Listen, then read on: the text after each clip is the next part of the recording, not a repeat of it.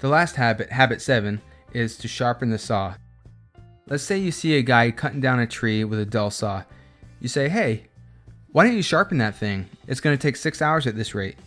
He says, "I don't have time to sharpen it. I have to cut this tree down." You explain, if you spend 1 hour sharpening that saw, it'll only take you 3 hours to cut down the tree.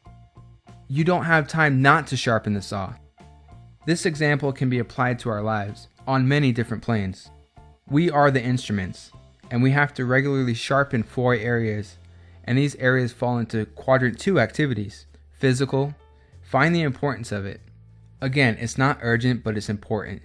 You can either exercise and feel good now, or pay for it in 30 years when you're in the hospital with all kinds of physical ailments that you could have avoided. The next area is spiritual. Ask yourself, contemplate, who am I? Where am I going? Meditate, prayer, music, art, and so on. The next one is cognitive health. Continue to learn, to explore, to expand, educate yourself, immerse yourself in another culture, teach others. And the fourth one is social health. This is relationships, living interdependently, spending time with family and friends. With all 4 of these areas, think continuous improvement. We must continually renew ourselves, and the best way to unleash your future potential is by investing. Invest in yourself.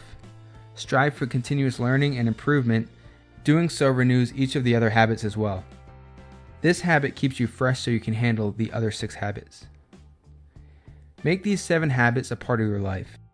Don't just attempt to understand them intellectually, try to live them. Apply these habits and teach them to others, because the best way to learn is by teaching it to someone else. This is a lifelong process that requires patience.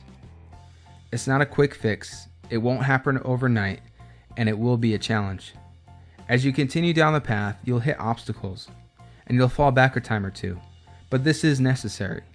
Old habits will pull you down, but don't give up. Keep pushing yourself, and you'll hit new heights and levels of effectiveness. As you progress, be open to self-discovery and be open-minded.